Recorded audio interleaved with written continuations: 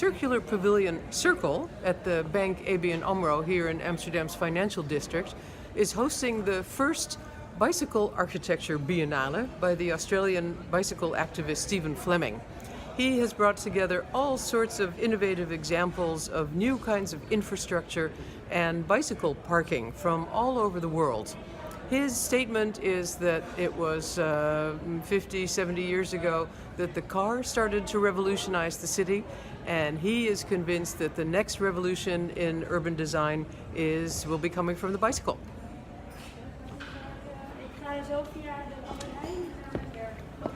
The first example I wanted to show you is by a Dutch architecture firm called Next Architects. It's also here in the Netherlands. It's the Deafness Schippers Bridge. Of course, we all know Deafness Schippers as a fantastic runner. And the idea is that the bridge over the water continues as a bike path with a big meander in it. And under the bike path, they've added a school. The project next to it is in Japan. It's called the West Village Basis Yard. And I love this plan because it contains aerial streets. The whole concept of aerial streets, I think, is really interesting. And the idea is that you can bicycle from one building to the other, across the roof, or bike down a floor or two, and these bike paths slant down all the way through the building to the actual street, making the building much more accessible and getting cyclists off the roads where cars form a danger.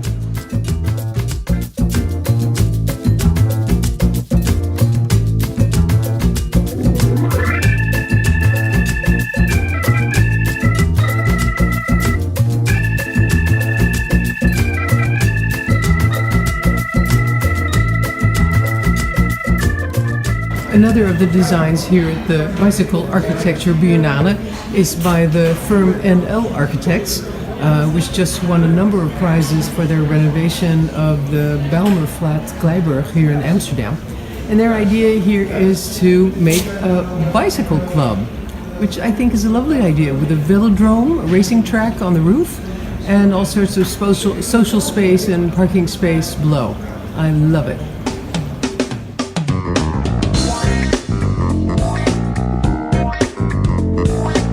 Frans Dammen. Hello. Hi, Tracy, welcome. Where are we? We are at Castrum Peregrini, House of Gisèle. We are in Gisèle's salon. Who was Gisèle, for the watchers who don't know her? Gisèle was co-founder of Castrum Peregrini. Okay. Because in the Second World War, Gisèle, together with a friend of hers, Wolfgang Frommel, hid Jewish youngsters in her apartment. Dutch or German?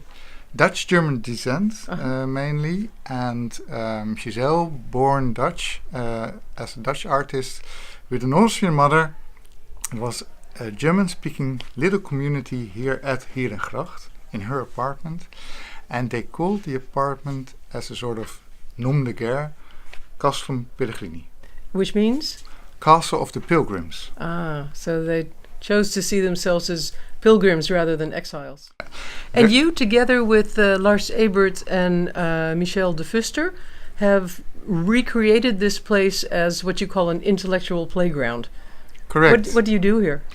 We organize exhibitions, lectures, debates, and they're all centered around three core values: freedom, friendship, and culture. Nina Volkersma. Hello. Hello. You are the curator of an exhibition here at Castrum Peregrini called Some Things Hidden, and the theme is the female perspective. What have you done? What is the exhibition? What we're focusing on is not only the position of Gisèle as the only woman within this group of men, but also how it relates to issues of today about the female identity, feminism, gender. These topics are really, very urgent today. But now here in Castrum Peregrini, it is really very much also about the historical place here. And it's beautiful in the studio of Gisèle because some of the works are really kind of hidden between the other collections of Gisèle, hidden in plain sight. Hidden in plain sight. Oh, I'm really looking forward to the exhibition, if I can find it. Yes. Yes. Okay, thank you, Nina Volkersma. Okay, thank you. So, this work done by Gisèle in 1956 is called Moira. And Moira is the Greek word for the goddess of faith. And you find the three goddesses of faith here in the middle. And I'm not sure how to call a vijfluik in English. A pentic? Pentich, I guess. I don't really know. Because a triptych I know. Yeah. But this is 5 pieces, as you can see. The middle piece is the bigger one, and the 2 panels at the side, it's smaller and they fit together, as you could see. But opening up brings you this picture, and these are the goddesses of faith. And they determine everybody's life.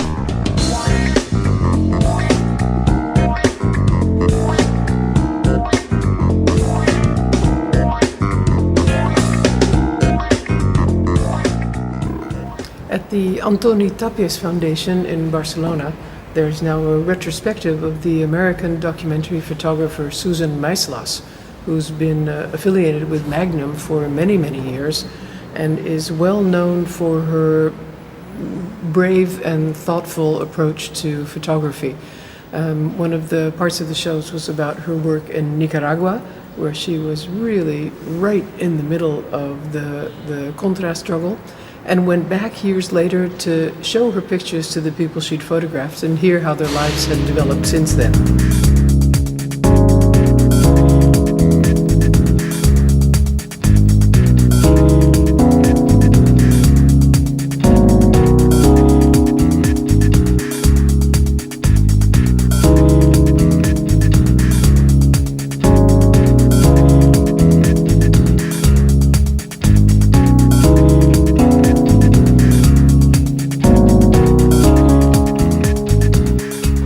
Another part of the show is about her work in Kurdistan. Even more interesting, she didn't go to Kurdistan until she went to photograph remains in graves. And that got her interested in the story of Kurdistan and how the representation of Kurdistan in photos through the years had developed. And her project on Kurdistan, probably her most famous, is a fantastic archive in which she has delved into the history of the place and the history of representing the place in photographs.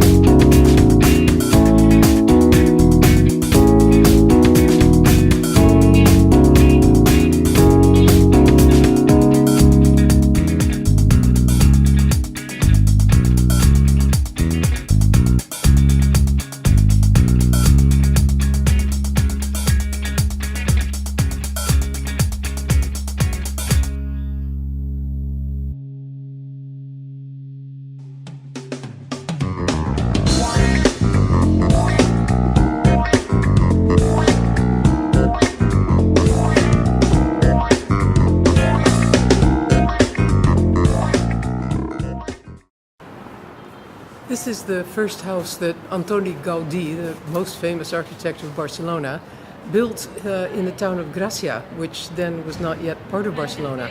He built it in 1883 for a broker-dealer named Manel Vicens. They were friends, and this was Gaudí's first really important breakthrough commission. And this was what started his career as the most famous architect of the Modernismo, the Spanish Barcelonan variation on Art Nouveau. So it's an important building, and it has just opened as a museum for visitors. It's a UNESCO heritage site, but it has never before been open to the public. So it feels very special to be able to visit this house now and see where Gaudí's career got started. This is the main room of Casa Vincens, the downstairs living room that was highly decorated with paintings.